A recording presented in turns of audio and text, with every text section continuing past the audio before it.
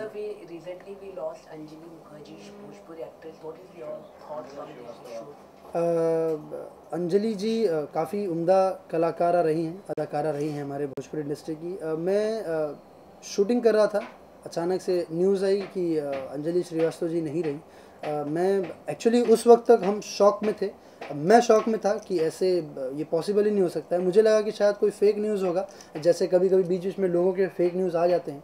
तो मैं काफ़ी ज़्यादा हैरान भी था कि ये ऐसा क्यों कदम उठाया गया उनकी तरफ से। कोई कमेंट या कोई बातें ही नहीं है ऐसा कि हम कुछ बोल पाएँ इस चीज़ को लेके। बट मैं यही बोलूँगा कि भगवान उनकी आत्मा को शांति दे और दोबारा ऐसा कोई भी कदम हमारे भोजपुरी इंडस्ट्री में या कहीं भी किसी भी इंडस्ट्री में ना उठाएं। मुश्किलें हर इंसान के जीवन में आती हैं, चाहे वो किसी भी प्रकार की हो, लेकिन उन मुश्किलों को पार करके ही जाना है। ये हमारा इंसानी जीवन है, जीवन में यही सब चीज़ें होती रहती हैं। कभी बहुत अच्छे दिन भी आते हैं, कभी बहुत ख़राब दिन भी आते हैं, लेकिन हमें उन सभी चीज़ों को फेस करना है। मेरा हर उस एक्टर से, हर उस एक्ट्रेस से या सिनेमा से जुड़े या मैं हर अपने दर्शकों से मैं हाथ जोड़कर ये विनती करता हूँ कि सुसाइड सबसे बड़ा पाप है, सबसे बड़ा अपराध है।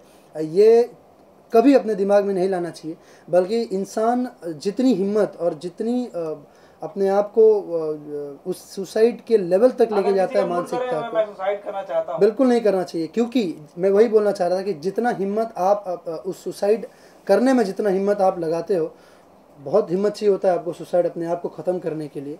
जितनी हिम्मत आप उस चीज़ में लगाते हो, अगर उसका 3% भी आप अपने उस मुश्किल की तरफ लगाओगे, मेरा दावा है कि वो मुश्किल पार हो जाएगा और बहुत अच्छी तरीके से पार होगा। प्रदीप जी, आप क्या मानते हैं कि सुसाइड जो है या आत्महत्या जी समस्याओं का हल है? बिल्कुल मुझे नहीं। ऐसा लगता है कि जहां आत्महत्या करता है जी व्यक्ति, जी वहीं से समस्या और खड़ी हो जाती है। ये आपने एकदम सही कहा है। और ये हम अगर हम पर्सनल लेवल पर सोचें तो भी ये बहुत बुरी बात है, क्योंकि हमने तो अपने जीवन को ख़त्म कर दिया, लेकिन हमसे जुड़े हुए जो हमारे जो परिवार है, जो हमसे जो जुड़े हुए लोग हैं, उन पर कितनी तकलीफ बीतती है वो उसके बाद समझ में आता है।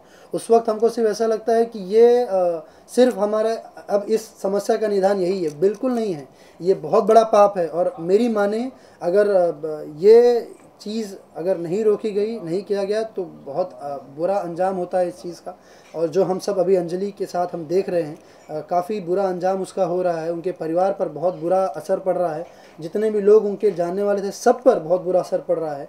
उनके परिवार को काफ़ी ज़्यादा सुनने में भी मिल रहा है, वो लोग किस दुख से गुजर रहे हैं वो हम अपने शब्दों के ज़रिए हम बयां भी नहीं कर सकते हैं।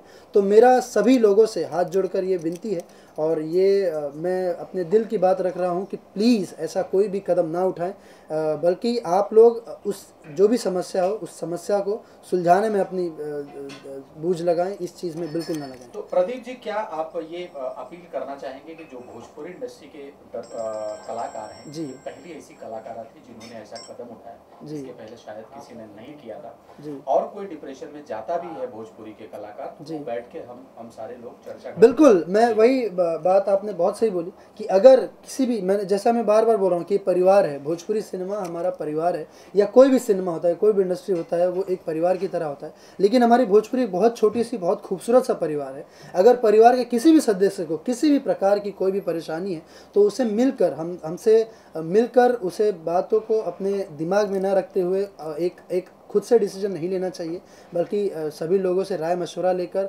उस समस्या का निदान हम सब मिलकर कर सकते हैं।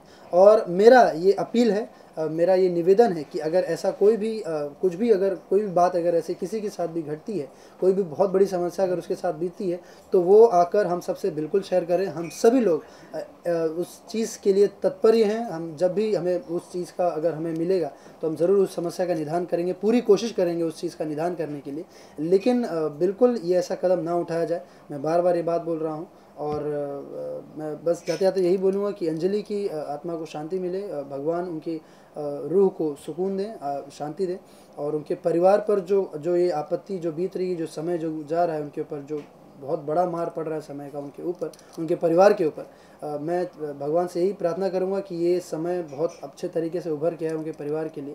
बस